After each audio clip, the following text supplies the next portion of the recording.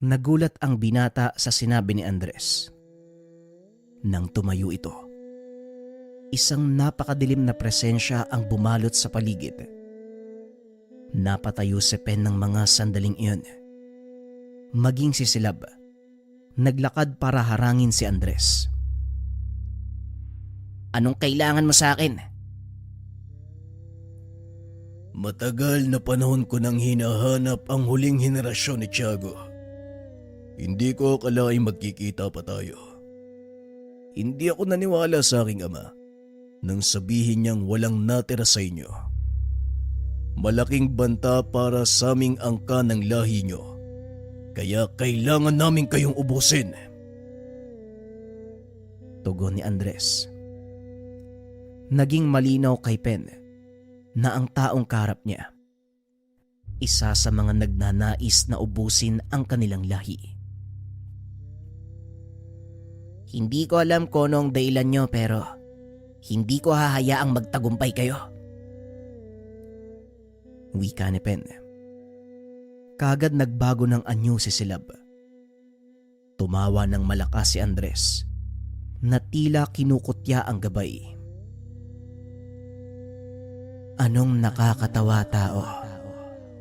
Minamaliit mo ba ako? Tanong ni Silab.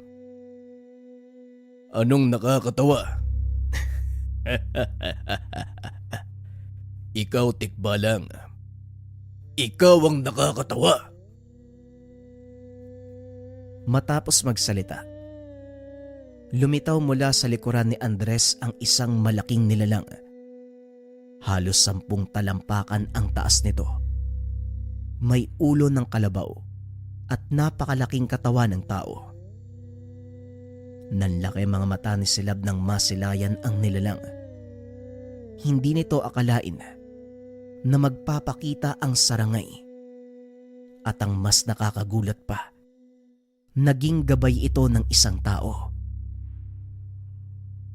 Kailangan na nating umalis sa lugar na to, Pen.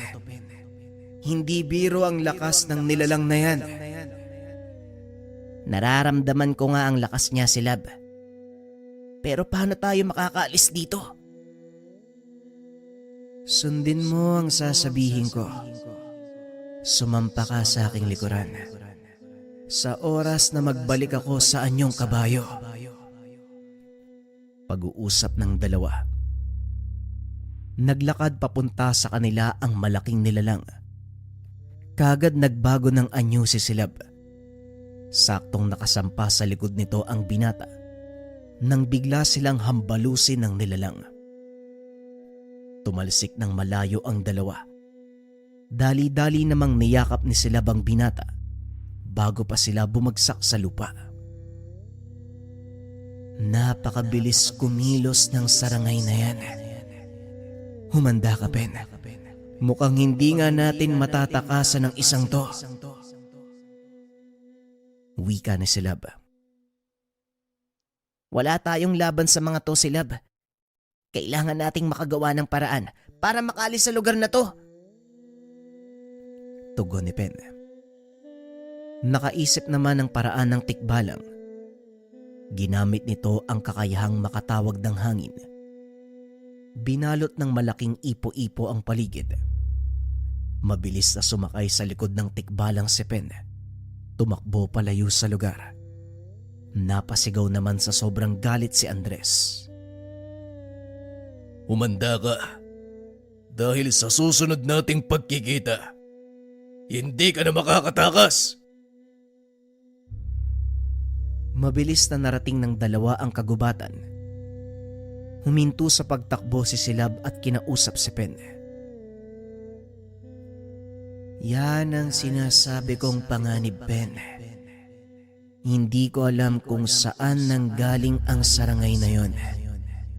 Hindi ko akalain na susunod dito sa isang tao. Wika ni Silab. Kaunting kaalaman, ang mga sarangay ay malakas na nilalang na nagtataglay ng ulo ng kalabaw. Meron silang katawan ng tao. Ang deskripsyon ay mahalin tulad sa balaw. Ngunit mas malaki ang nilalang na ito 10 beses kung ikukumpara sa balaw. Hindi rin namumuhay kasama ng ibang kalahi. May kanya-kanyang teritoryo ang mga ito. Malalakas ang mga sarangay at ayon pa sa alamat, nagagawa ng mga itong sumira ng isang bundok sa loob lamang ng 1 oras. Balik tayo sa kwento. Paano nating matatalo ang nilalang na yun, Silab? Hindi pa kumpleto ang pagsasanay ko. At ikaw, alam kong mas malakas siya kung ikukumpara sa'yo. Tanong ni Pen. Hindi ko rin alam ang gagawin ko, Pen. Sa ngayon, umuwi na muna tayo nang masigurado ang kaligtasan mo. Huwag nang pairali ng katigasan ng ulo.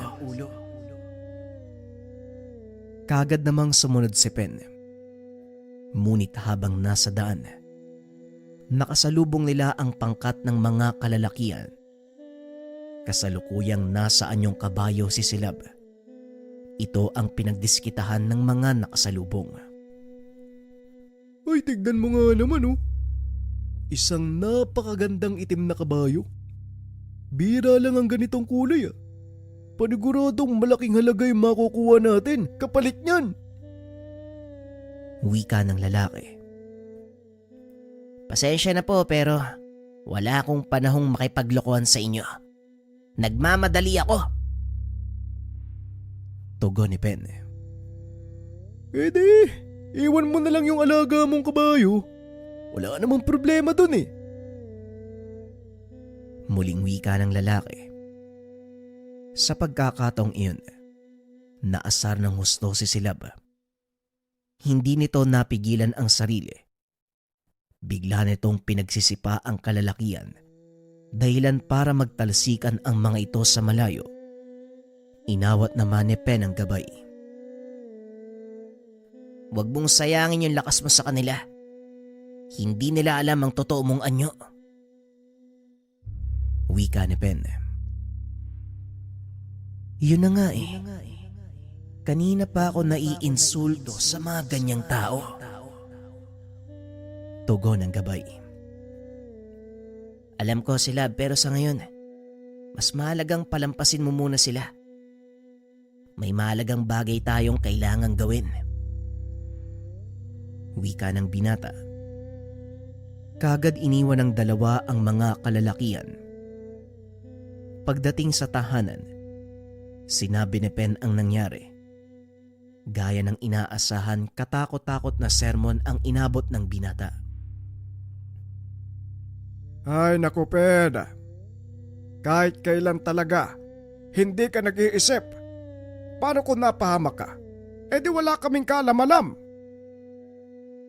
Wika ng matanda. Kagad dumingi ng paumanhin ang binata. Pasensya na po kayo, Lolo. Hindi na po mauulit. Pero kakaibang nakita namin kanina eh. Ang sabi ni Silab, sarangay daw ang tawag sa nilalang na yun. Tugon ni Pen. Sarangay baka mo? Matagal nang hindi nagpapakita ang engkantong yon. Hindi ko akalaing may nabubuhay pa palang kagaya nila. San mo naman nakita? Tanong ni Lolo Munding. Parang gabay po yata yun nung taong nagngangalang Andres. Tugon ni Pen. Nanlaki ang mga mata ni Lolo Munding nang marinig ang pangalang Andres. Anong sinabi mo? Si Andres? Pen, ang taong yon, siyang pumatay sa iyong ama. Wika ng matanda. Nagulat si Pen nang marinig ang sinabi ni Lolo Munding. Ngunit kahit nalaman nito ang katotohanan, hindi niya pa rin kayang talunin ang taong iyon. Kahit pa alam ko po yung katotohanan, wala naman po ako magagawa laban sa kanya eh. Masyado po siyang malakas, Lolo. Hindi ko na nga siguro may paghihiganti si tatay. Tugon ni Pen. Ilang beses ko bang sasabihin sa'yo na hindi paghihiganti ang misyon mo? Gamitin ang mga nalalaman para makatulong sa iba. Yan ang itanim mo sa iyong isipan. Huwag mong alalahanin ang mga taong nanakit sa iyong ama. Dahil balang araw, makukuha din nila ang nararapat na parusa. Wika ni Lolo Munding. Nakikinig lang sa usapan si Silab. Bahagya nitong sinisisi ang sarili dahil wala siyang nagawa sa kasalukuyang antas. Matapos ang kaganapang iyon, hindi na pinayagan pa ng dalawang matanda na makalabas si Pen. Inunawa naman ito ng binata dahil nagkaroon nito ng bahagyang takot nang makaharap nila ng hindi sinasadya ang isang malakas na nilalang. Kasalukuyang nakaupo si Pen sa lilim kasama si Silab. Nag-uusap ang mga ito. Ngunit napansin ng binata ang malaking pagbabago sa gabay. Oh, anong problema si Lab? Parang wala ka yata sa tamang kondisyon ngayon ah. Tanong ni Pen. Wala to. Huwag mo kong intindihin. Ang mabuti pa, ituloy mo lang ang binabasa mo. Nanatiling nakaupo si Pen sa ugat ng puno. Ngunit si Silab naman ay kagad na umalis na parang naiirita. Hinayaan na lang ito ng binata. Nagpatuloy sa mga aralin. Ilang sandali pa ay dumating si Lolo Munding at naupo sa tabi ng binata. Mukhang hindi maganda ang templa ng kaibigan mo, Pen. Ano nga ba ang nangyari? Tanong ni Lolo Munding. Hindi ko rin po alam, Lo eh. Pero may hinala akong dahil yun sa sarangay. Ngayon ko lang po nakitang nagkaganon si Silab. Kahit ako naninibago eh. Tugon ni Pen habang patuloy na nagbabasa ng mga libro. Nararamdaman ko ang takot sa kanya.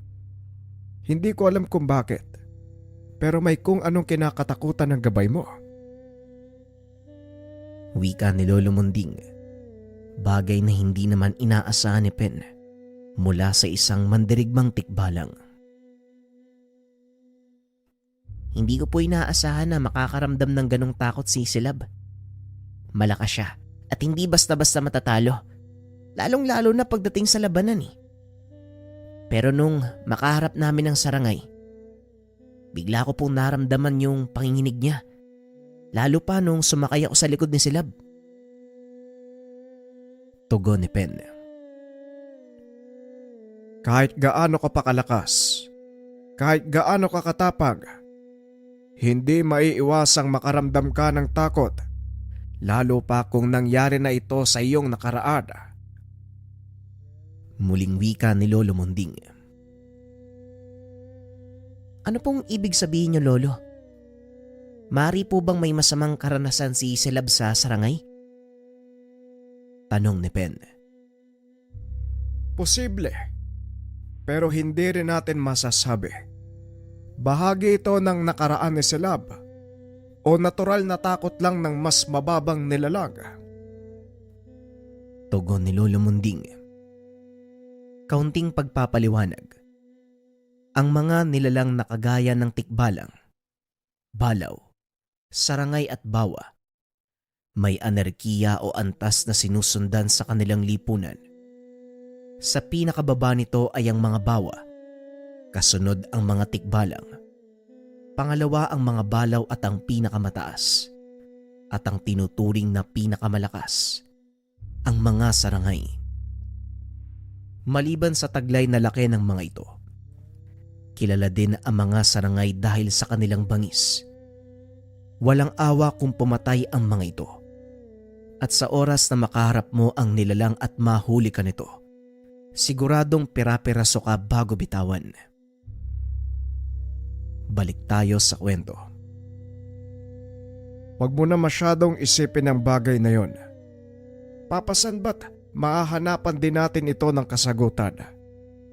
Halika na't lalamig ang pagkain. Hindi lang dapat isipan ng kinukondisyon, maging sikmura. Karina ko pa naririnig yung tiyan mo eh. Wika ni Lolo Munding. O nga po Lolo eh. Masyado po ako nalibang sa pagbabasa. Hindi ko na malayan yung takbo ng oras. Tugon ni Pen at habang nasa pagkainan, muli itong kinausap ni Tandang Imang. Kumusta naman ang pakiramdam mo, Pen? Wala ka naman bang pinsala? Nga pala, may pupuntahan kami ni Lolo Munding mo. Ikaw mag-isang may iwan dito. Huwag ka munang lalabas ng tahanan na. Bukas ng hapon, nandito na din kami. Wika ni Tandang Imang. Hindi ugali ni Pen ang magtanong. Ngunit sa pagkakataong iyon ay ginawa niya ito. Saan naman po ang punta niyo, Lola? Tanong ni Pen. May kakausapin lang kaming kakilala. Medyo malayo ang lugar na pupuntahan namin, kaya matatagalan kaming makabalik. Umaasa akong magiging responsable ka sa mga bagay-bagay dito habang wala kami. Tugon ng Lola. Wala po kayong dapat ipag-alala sa akin. Hindi po ko gagawa ng kalokohan, no? Habang wala po kayong dalawa, ako na pong bahala dito sa bahay. Wika ni Pen. Matapos kumain ay kagad nang naganda ang dalawa. Umalis sila ng tahanan. Tanghaling tapat ng mga oras na yon. Kaya naman pinili ng binatang matulog. Pagsapit ng hapon, nagising ito at ginawa ang mga tungkulin sa bahay. Matapos ay nagbalik sa pag-aaral ng mga dasal. Hanggang sa nadapuan ng tingin ang isang nakatuping papel. Binuksan ito ng binata. Tumambad ang napakaraming larawan ng mga nilalang. Iginuwit ito ng kanyang mga ninuno. Laking gulat ng binata dahil maging ang sarangay ay nakatala doon. Binasa ito ni Pen at pinag-aralang mabuti. Alam niyang mahalagang impormasyon ang makukuha sa mga kasulatang ito. Nanlaki ang mga mata ng binata dahil sa natuklasan. Ayon sa kasulatan, maraming taon na ang nakakaraan nang lipunin ng 3 sarangay ang buong angkan ng mga tikbalang. Iilan sa mga ito ang nakaligtas. Namuhay na may takot sa mga nilalang. Halos lumabas ang kaluluwa ni Pen nang biglang magsalita mula sa likod nito si Silab. Isa ang aming angkan sa nakaligtas. Muli naming itinatag ang kaharian ng mga tikbalang. Ngunit hindi pa rin nawawala ang takot sa kalahi ko, lalo na sa mga sarangay. Aaminin ko sa iyo, Pen, maging ako, walang magagawa sa nilalang na yon. Wika ng tikbalang. Nakakagulat ka naman sila, Bo. Alam ko, nakikita ko sa iyo yung takot na yun eh. Nauunawaan ko naman kung bakit. Wala kang dapat ipag-alala. Tugon ni Pen. Hindi takot para sa sarili ko, Pen, kung hindi para sa iyo. Hindi ko kayang isugal ang buhay mo sa labang ito. Malaki ang pananagutan ko sa iyong ama pag nagkataon. Kung ako lang ang tatanungin, kaya ko siyang labanan. Pero dahil magkaugnay tayo, maaari kang madamay. Wika ni Silab. Alam kong nag-aalala ka sa lahat ng bagay, Silab.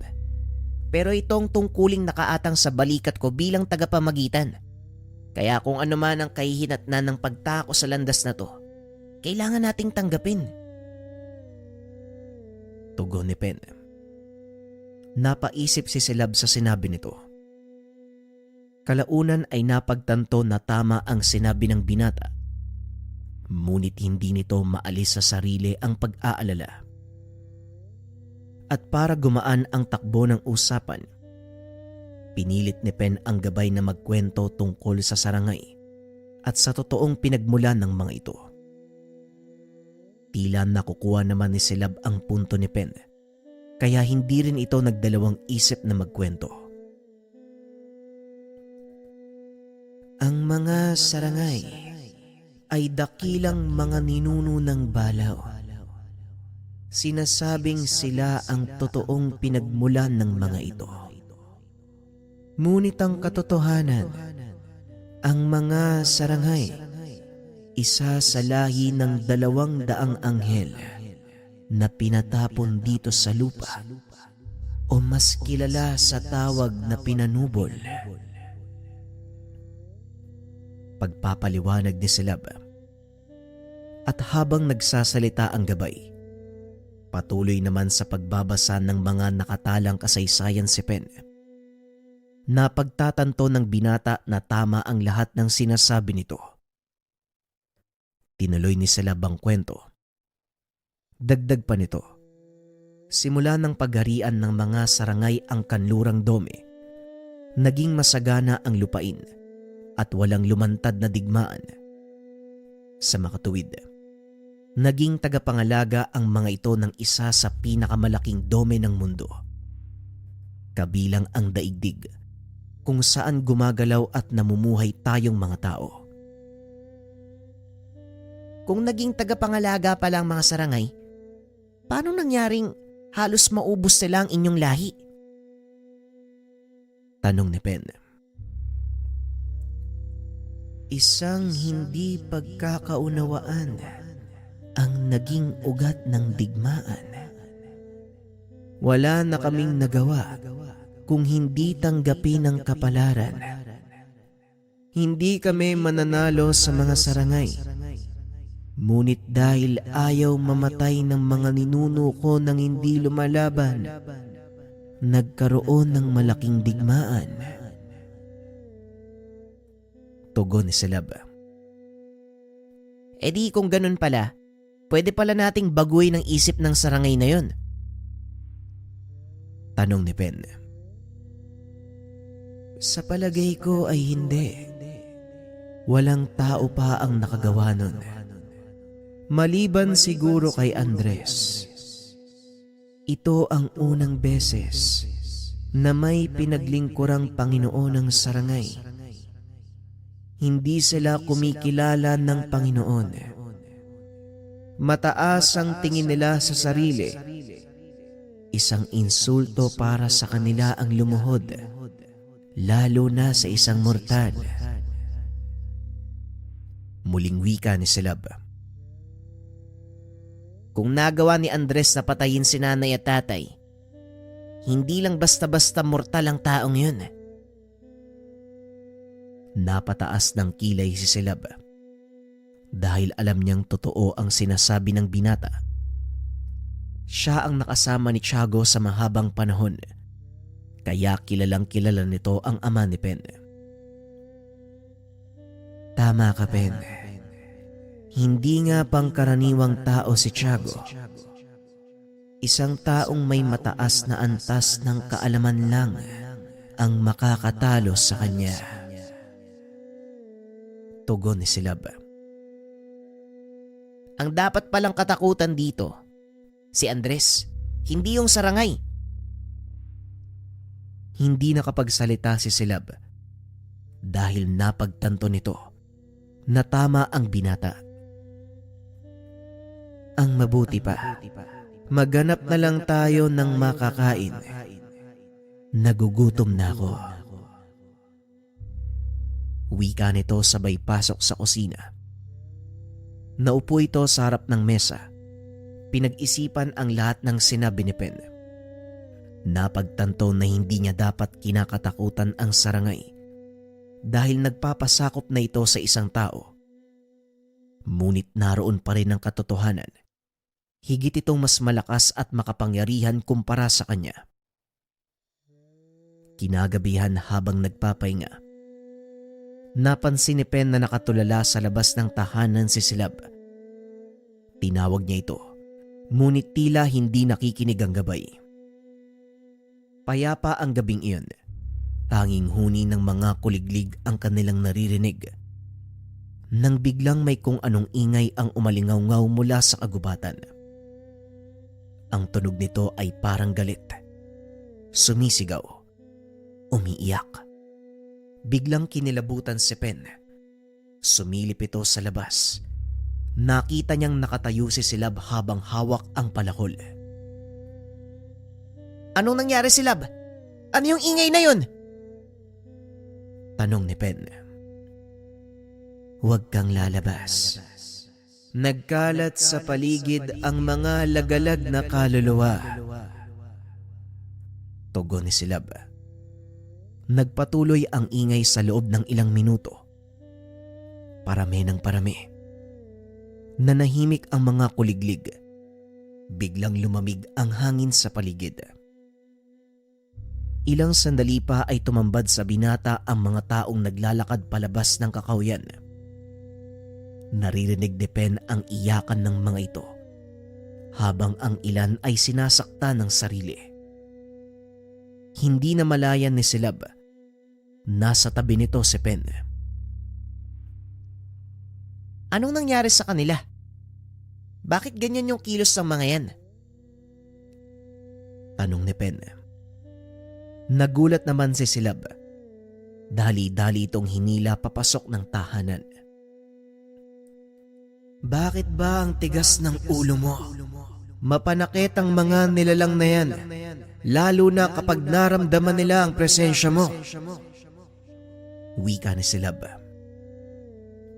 Wala namang nangyari sa akin at saka hindi nila ako kayang saktan, Silab. Sabihin mo kung anong nangyari sa kanila. Ipaliwanag mo sa akin. Muling tanong ni Pen. Sila ang mga nilalang na namatay na may galit. Tuwing nagdidilim ang buwan ay lumalabas sila para magiganti. Delikado kapag nasalubong mo ang mga yan dahil hindi na sila kumikilala ng mabuti at ng masama. Paliwanag ni Silab. Hindi ba sila nabigyan ng pagkakataong tumawid sa kabilang mundo? Muling tanong ng binata, dahilan para mairita si Silab. Ang kulit mo. Hindi nga sila makakatawid dahil namatay silang may kinikimkim na galit sa puso at puno ng pagiganti ang kanilang katauhan. Tugon ni Silab. Patuloy na pinagmasdan ni Pen ang mga nilalang hanggang sa muling maglaho ang mga ito. Bagaman nakakatakot ang anyo, hindi mapigilan ng binata ang makaramdam ng awa sa mga nilalang. Silab, may paraan ba para makatawid sila sa kabilang dimensyon? Tanong ni Pen. Meron. Pero mangangailangan ng sakripisyo ng isang babaylan. Huwag mo nang pag-isipan ang bagay na yon. Dahil kahit ang tatay mo, hindi sinubukang gawin ng ritual. Napakadelikado. Tugon ni Silab. Masyado ka namang mainit, Silab eh. Hindi ko naman gagawin yun. Hindi sa ngayon. Wika ni Pen, sabay pasok ng tahanan. Alam ni Silab na sa oras na dumating ang pagkakataong iyon, hindi niya mapipigilan ang binata. Kinabukasan, wala namang kakaibang kaganapan. Bandang tanghali nang dumating si Tandang Imang at Lolo Munding, nakita nila ang binatang natutulog sa sala habang nakalapag sa sahig ang mga aklat. Tignan mo tong batang to. Wala na yatang ginawa kundi magbasa ng magbasa. Wika ni Tandang Imang. Ganyan talaga ang ugali ni Pen. Kahit nung nasa pangalaga ko pa yan. Kung may mga nakasulat nga lang siguro sa dahon ng mga tanim, abay, malamang nabasa niya na. Wika ni Lolo Munding. Hindi ko akalaing matalino pala ang apo natin, Munding. Kaso minsan, ito din ang nagdadala sa kanya sa kapamakan. Wika ni Tandang Imang. Tama ka. Pero isa ito sa mga bagay na hindi natin may iwasan. Lalo pat ganyan ang edad niya. Magulong isipan. Pabugso-bugso ang desisyon. Wika ni Lolo Munding. Pasalamat na lang talaga tayo. Dahil nandyan ang gabay niyang si Silab. May naalala pala ako tungkol sa tikbalang. Hindi ba sinabi mong gabay siya ng mga ninuno niyo? Wika ni Tandang Imang. Tama ka. Mula pa sa aming mga ninuno, sa kaninunuan ng aking asawa hanggang kay Tiago. Ngayon naman si Pen. Bakit mo na itanong? Wika ni Lolo Munding. Wala naman. Naalala ko lang. Ngayon pa lang ako nakarinig ng gabay na iisang angkan lang ang pinaglingkuran. Para sa amin, hindi lang basta gabay si Silab. Kaibigan siya ng aming pamilya. At hindi may tatangging malalim na din ang pinagsamahan nila ng ating apo. Kung hindi mo naman mamasamain, maaari ko bang malaman kung paanong naging gabay ng inyong angkan ang isang maharlikang tikbalang? Hindi rin malinaw sa akin ang dahilan. Dahil nang pakasalan ko ang lola ni Pen, kasama na nila si Silab. Siguro mas mabuti kung siya ang magkwento. Pag-uusap ng dalawa. Walang kaalam-alam ang mga ito na nasa paligid lang si Silab. Nakikinig sa kanilang usapan. Maya-maya nga ay bigla itong lumitaw. Narinig ko ang usapan niyo. Hayaan niyong ako ang magpaliwanag ng dahilan kung bakit ko piniling manatili sa angkan ni Tiago. Wika ni Silab. Ang mga sumusunod ay pagbabalik tanaw sa alaala ng gabay. Maraming siglo na ang nakalipas nang unang makilala si Silab. Ang ninuno nila Tiago na si Amang Lakay. Isa ito sa kilalang pinakamalakas na asog o lalaking babaylan. Nang mga sandaling ito walang patutunguan ang buhay ni Silab dahil sa pagkawasak ng kanilang karian, bunga ng digmaan sa pagitan nila at ng mga sarangay. Pinili nitong manatili sa mundo ng mga tao kung saan siya ligtas. Nagtago ito sa malaking puno ng dangkal malapit sa mismong tahanan ni Amang Lakay. Sugatan ng mga sandaling iyon si Silab at dahil walang ibang aasahan, pinili nitong gamutin ang sarili. Naghahanap ng mga lamang gamot sa gubat si Amang Lakay ng mga sandaling iyon. Nang maramdaman nito ang mahinang presensya ni Silab, dali-dali niya itong hinanap. Natagpuan ang sugatang tikbalang sa paanan ng puno ng dangkal. Wala na itong kakayahang kumilos dahil sa malubang sugat sa tagiliran. Bali din ang kanang braso nito at punong-puno ng galos ang katawan. Buong lakas sa binuhat ni Amang Lakay si Silab papunta sa kanilang tahanan. Doon niya ito ginamot. Bagaman tutol ang kanilang angkan, bilang pinuno, wala ring nagawa ang mga ito. Nanatiling walang malay ang tikbalang hanggang sa inalay ni Amang Lakay ang kanyang nag-iisang mutya ng kambalsaging sa nilalang. Pakaingatan mo ang mutyang ito. Dahil yan ang magbibigay ng buhay at lakas para sa'yo. Wika ni Amang Lakay habang unti-unting nagkakamalay ang binatang tikbalang. Nasaan ako? At bakit mo ko tinulungan, tao? Tanong ni Silab. Hindi ko na kailangan pang sagutin ang tanong na yan, Tikbalang. Ang mahalaga ay ligtas ka na at maaari nang bumalik sa iyong tahanan. Tugon ni Amang Lakay.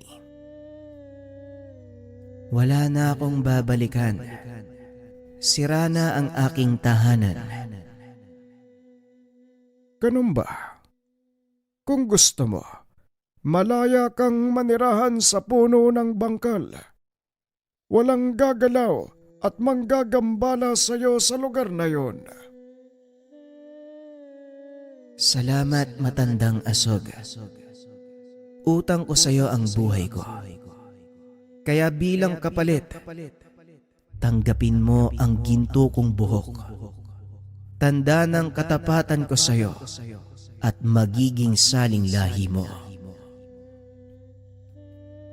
Hindi ko kailangan ng gabay o tagapaglingkod. At isa pa, kung talagang gusto mong magbayad ng utang na loob, maaari mo namang gawin yon nang hindi mo ibinibigay ang iyong gintong buhok. Sarili ko itong pagpapasya. Nawa po ay tanggapin niyo ang aking katapatan at pangakong mananatili sa iyong tabi hanggang sa pinahihintulutan ng Amang may likha. Ikaw ang bahala. Hindi kita pinilit at walang kasunduan sa pagitan natin. Malaya kang aalis kung gugustuhin mo. Ito ang naging simula ng paglilingkod ni Silab sa angkan ni Lapen. Balik tayo sa kasalukuyan. Ito ang dahilan kung bakit ko piniling paglingkuran ang angkan ni Tiago. Ibig mong sabihin, kusang loob mong ibinigay ang katapatan mo. Kamangha-mangha. Kadalasan ay hindi nagtatagal ang ganon, lalo pat walang bigkis ng kasunduan. Wika ni Lolo Munding. Totoo ang sinabi mo, Munding. Ito din ang ipinagtataka ko. Wika ni Tandang Imang. Hindi nakakapagtaka ang ginawa ko, Tandang Munding.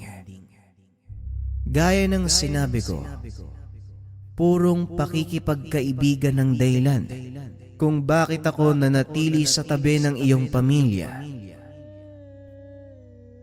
Isa pang katanungan, hindi ba ang mutya ng kambalsaging ang dahilan ng muli mong pagkabuhay? Paanong napunta ito kay Pen? Ang kapanganakan ni Pen ang naging kasunduan namin ni Tiago. Ngunit ako mismo ang nagbitaw ng pangako na poprotektahan at pangangalagaan si Pen. Ito ang dahilan kung bakit hindi ko hinahayaang mapahamak ang batang yan. Pag-uusap ng tatlo. Ilang sandali pa ay nagising si Pen. Pupungas-pungas pa itong tumingin sa kanila.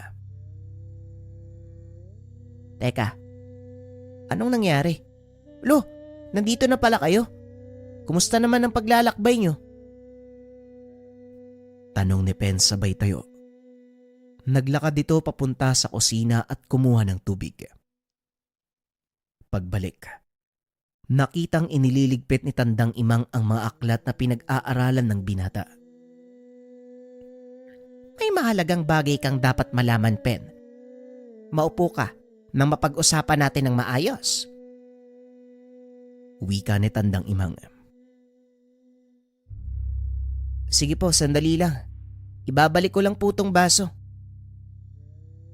Tugon ng binata. Matapos ay naupo ito sa tabi ni Tandang Imang. Tungkol ito sa pinuntahan namin, Pen. Tinungo namin ang baryo kung saan nakatira si Andres para sana makipagkasundo. Sa kasamaang palad, Hindi siya pumayag sa gusto naming mangyari. Wika ni Tandang Imang. Ano po? Bakit niyo naman po ginawa yun? Tanong ni Pen. Wala tayong laban, Pen. Hindi natin maaaring isugal ang kaligtasan mo. Wika ni Lolo Munding. Alam ko naman po, Lo, pero sa tingin mo, anong magiging kapalit? Matagal na panahon na gusto nila tayong ubusin. Para sa akin, Lo, walang kwenta kung basta na lang tayong susuko. Wika ni Pen. Wala ding silbi kung makikipaglaban ka. Hindi mo siya kakayanin.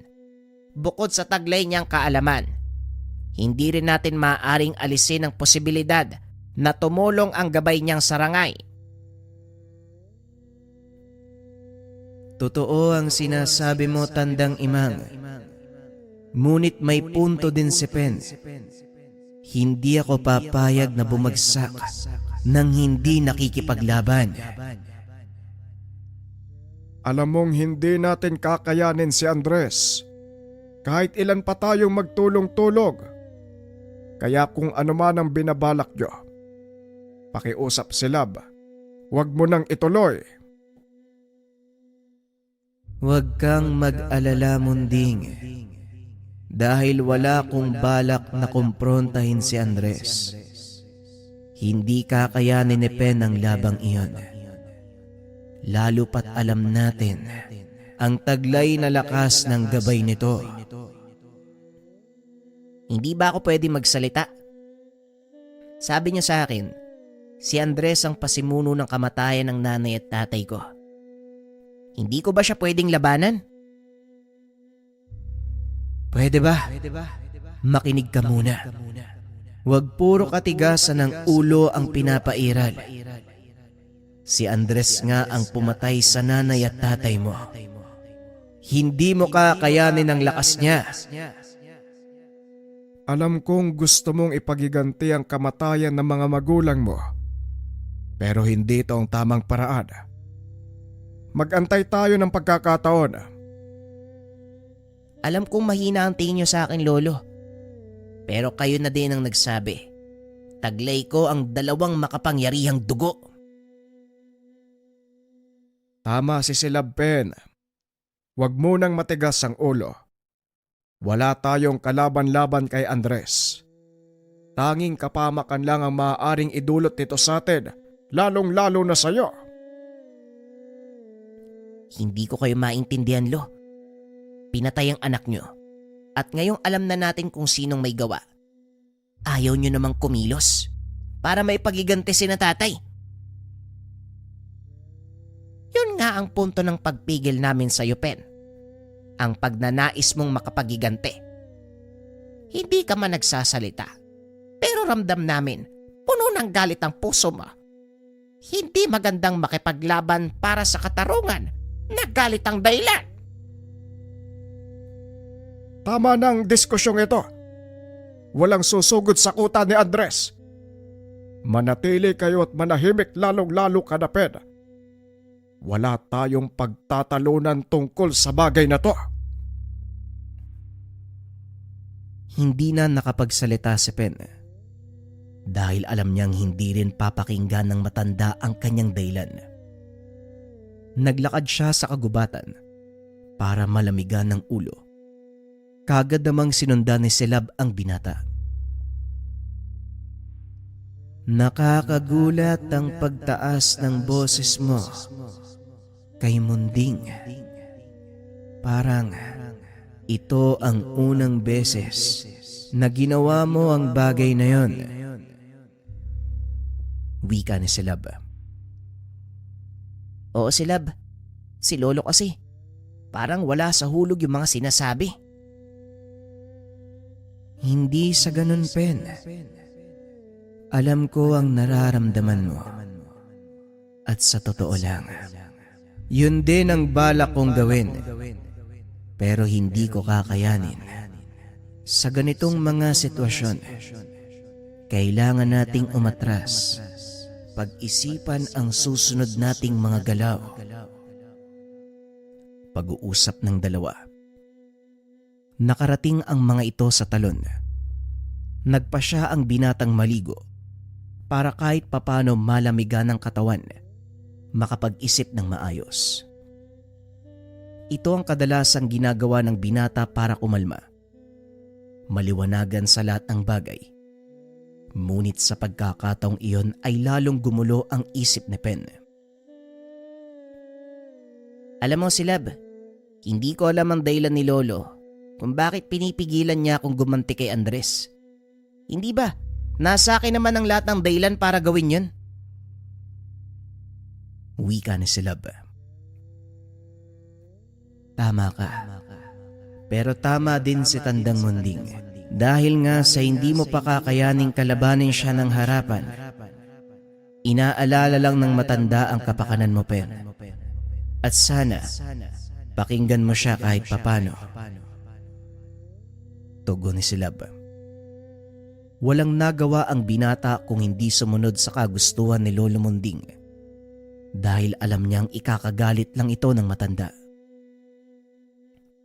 Kung sa bagay, ayokong sumama ang loob sa akin ni Lolo. Siguro nga mas mabuting iwasan ko na lang ang pakikipagharap kay Andres. Halika na Silab, medyo nilalamig na ako eh. Wika ni Pen. Pagdating sa tahanan, napansin niya na nag-uusap ang dalawang matanda. Hindi alam ng mga itong nakabalik na pala ang binata. Narinig niya ang usapan. Natatakot ako sa banta ni Andres Imang. Hindi magtatagal, mahanap niya ang lugar na ito. Sa pangyayaring iyon, kahit anong gawin natin, hindi na mapipigilan ang pagharap nila ni Pen. Yan nga din ang kinakatakot ko, Munding. Dahil mapapahamak ang apo natin at mas malala pa, pati tayo madadamay. Kung ako lang walang problema, Imang. Kaso hindi ako makakapayag na maging si Pen madamay dito. Masyado pang bata ang apo natin para mawala sa mundo. Pag-uusap ng dalawa. Biglang pumasok ng bahay si Pen. Nagkunwaring walang narinig. Lo, handa na po ba yung hapunan? Nagugutom na po ako eh. Nataranta ang dalawang matanda. Hindi akalain ng mga ito. Naroon pala si Pen. Oo, meron na. Ay, sandali lang at magluluto ako ng tinolang manok. Ang mabuti pa, magbihis ka muna. Tugon ni Lolo Munding. Kagad pumasok ng kwarto si Pen upang magbihis. Napabuntong hininga si Lolo Munding sa pag-aakalang walang narinig ang apo. Kamunti ka na tayo dun ah. Mabuti na lang, hindi niya narinig ang pinag-uusapan natin. Wika ni Lolo Munding. Oo nga. Nako, hayaan mo na nga yan. Huwag na muna nating pag-usapan ang tungkol sa bagay na yan. Paghandaan na lang natin ang araw na yan. Wika ni Tandang Imang. Ilang sandali pa ay lumabas si Pen ng kwarto. Naupo ito sa mesa. Kagad naghain ng hapunan si Tandang Imang. Walang imik ang binata ng mga sandaling iyon hanggang sa matapos itong kumain. Tumayo ang binata at nagpatuloy sa sala. Kinuha ang mga libro. Muli itong nagbasa. Tahimik ang buong kapaligiran ng mga oras na yun nang bigla na lang silang makarinig ng malakas na kalabog. Dali-daling lumabas si Pen. Nakitang nakikipaglaban si Silab sa isa pang tikbalang. Silab, anong nangyari? Sino yung tikbalang na yan? Pumasok ka sa loob ng bahay, Pen. Hindi ka pwede dito sa labas. Wika ni Silab. Ngunit may katigasan ang ulo ng binata. Lumapit ito sa kinaroroonan ng gabay. Hindi inaasahang susugod ang kalaban ni Silab. Sa kasamaang palad, si Pen ang tinamaan ng tadyak nito. Nawalan ng malay ang binata. Kagad namang pinuntahan ni Silab. Pen, gumising ka. Hindi ka kasi marunong makinig eh. Pen! Wika ng tikbalang. Sabay lingon sa kalabang tikbalang. Saktong lumabas ang dalawang matanda. Kitang-kita ng mga ito kung paanong nagwala ang gabay. Nagbuga ng hangin sa ilong si Silab. Inihampas ang palakol sa lupa. Sumigaw ng napakalakas. Nagliwanag ang buhok ng gabay. Nanlilisik ang pulang mga mata. Dali-daling tong sinugod ang kalaban. Walang tigil na pinaghampas ng kanyang palakol. Nagkandalasog-lasog ang katawan nito hanggang sa magkamali si Pen. Nanlaki ang mga mata ng binata dahil ibang Silab ang nasa harapan niya. Marahang tumayo si Pen. Lumapit ito sa gabay. Akmang pipigilan pa sana ni Tandang Imang, ngunit inawat naman siya ni Lolo Munding. Hayaan mo si Pen. Responsibilidad niya din si Silab. Wika ng matanda. Muling ibinaling ang tingin sa dalawa. Marahang lumapit ang binata sa nagwawalang tikbalang. Nang marinig nito ang boses ng binata, unti-unti itong kumalma. Tama na, Silab. Wala kang dapat ipag-alala. Ligtas ako, oh. Wika ni Pen. Sabay hawak sa kamay ng gabay. Unti-unti namang nagbalik sa dati ang itsura nito at naupo sa lupa. Ito ang kinakatakot kong mangyari. Hindi ko kontrolado ang lahat. Sa oras na may masamang mangyari sa'yo, hindi ko alam kung ano ang kaya kong gawin. Tugon ni Silab. Wala kang dapat alalahanin, Silab. Hindi ko naman hahayaang may mangyari sa akin eh. Kaya ipanatag mo yung sarili mo. Muling wika ni Pen. Matapos ay kagad nitong inalalayan patayo si Silab. Hindi ako natatakot para sa aking sarili, kundi sa kung anong maaari kong gawin. Sa oras na may mangyaring masama sa'yo, kaya pakiusap. Hanggat kaya nating umiwas, umiwas na lang tayo. Tugon ng gabay. Matapos ay naglakad ito papasok ng kagubatan. Hindi lubos na unawaan ni Pen ang nangyari. Ngunit nagulat ito nang ikwento ni Lolo Munding ang ginawa ng gabay. Nanlaki ang mga mata ng binata nang makita ang tikbalang na nakalaban ni Silab. Hindi ko din nakita kung ano ang pinakanangyari, Pen. Huli na nang lumabas kami. Nakikipaglaban na si Silab. Wika ni Lolo Munding.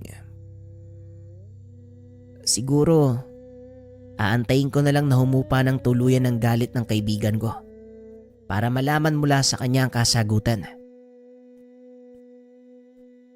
Matapos ang kaganapang iyon, unti-unting napagtanto ng binata ang panganib na sinasabi ni Lolo Munding.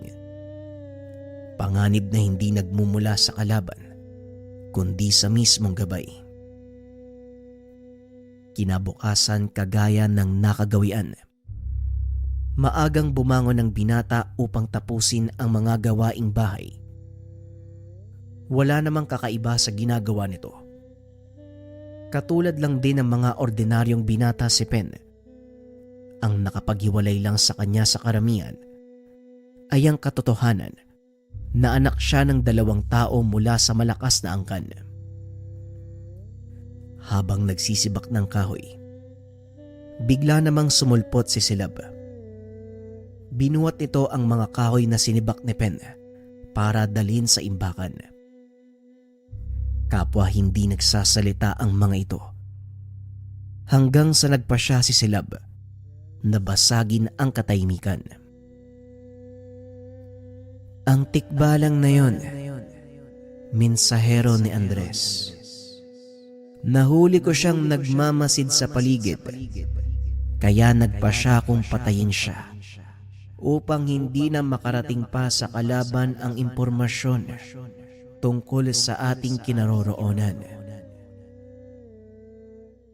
Wika ni Silab. Hindi natin may iwasan ng ganun, Silab. Ngunit tiwala ko nandyan ka palagi. Kaya sabi ko sa sarili ko, hayaan mong dumating ang mga kalaban. Harapin na lang natin sila. Manalo o matalo, ang pinakamahalaga lumaban tayo. Tugon ni Pen. Kung ganon, palagi mo kung nasa tabi, Pen. Kahit anong mangyari, hindi kita iiwan. Ito ang sumpa ko sa iyong mga magulang. Hindi ko ito babaliin.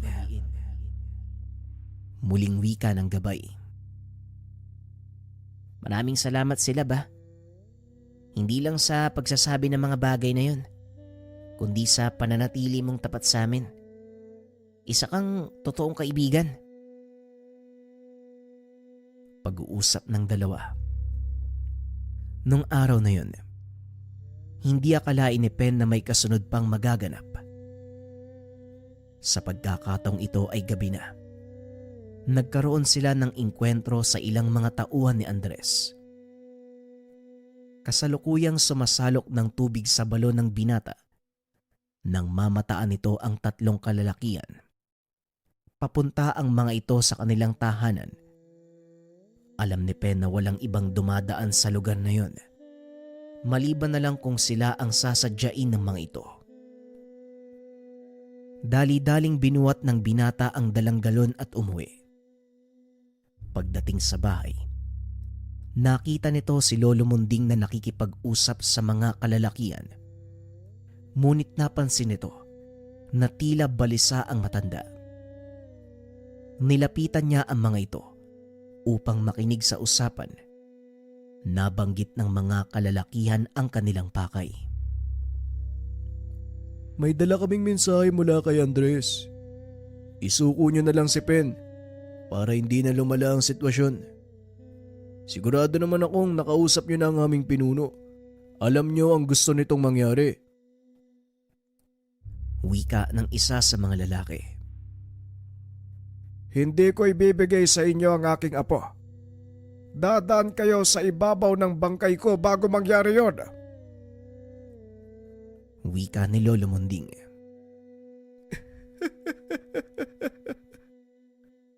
Alam mo din naman sigurong may utos sa amin na ubusin kayo, di ba? Sa oras na hindi nyo sundin ang gusto ng pinuno namin, papatayin namin kayo. Wika ng lalaki. Oo, alam ko. Pero nasabi ko na. Kaya kung gusto nyong makuha ang apo ko, dadaan kayo. Hindi na ituloy ng matanda ang sasabihin dahil biglang humagis palayo ang lalaking kausap. Sino kayo para pagsalitaan ng ganyan ng lolo ko? Baka nakakalimutan nyo. Nakatungtong kayo sa teritoryo ko. Wika ng binata. Binaling ng tatlo ang atensyon sa kanya nang malamang ito ang hinahanap. Huliin niyo siya ng buhay.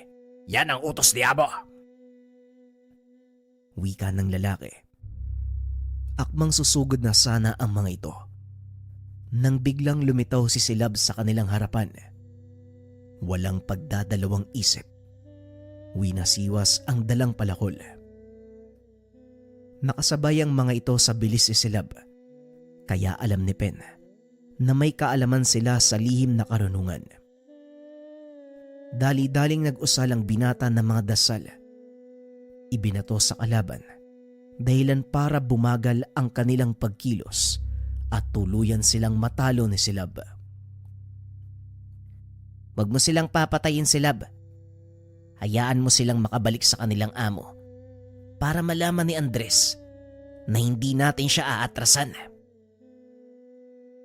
Wika ni Pen. Pero kailangan nating umiwas. Hindi niya dapat tayo matunton sa lugar na to. Tugon ni Silab. Huli na ang lahat. Sa tingin mo, paanong nakarating ang mga yan dito sa lugar natin? Una ang tikbalang. Ikalawa, itong mga taong to. Paniguradong sa ikatlong pagkakataon, siya na mismong makakaharap natin. Wika ni Pen. Napagtanto ng lahat. Matagal nang alam ni Andres ang kanilang kinaroroonan. Pinaglalaroan sila nito. Matagal nang alam ni Andres ang kinaroroonan natin, Silab. Simula pa nang makita natin ang mga lagalag na bangkay. Hanggang sa kasalukuyan lahat ng yun, pakana ni Andres. Upang ipakita sa atin ang kaya niyang gawin. Napagtanto ni Silab na tama ang sinabi ng kaibigan. Kung ganon, sadyang hindi na natin maiiwasan ang pangyayari. Maganda ka, Pen. Paniguradong mapapasabak tayo sa matinding labanan. Aalis ako sandali dahil may kailangan akong gawin. Habang wala ako, iwasan mo ang pakikipagkumprontahan sa mga kalaban.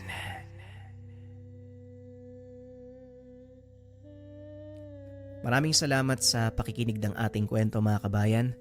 Update lang last episode na yung susunod nating kwento. Kaya kung gusto nyong i-upload na natin kaagad bukas to, comment lang ng #GameNinuno or comment nyo din kung bakit nyo nagustuhan yung kwento. Maraming salamat.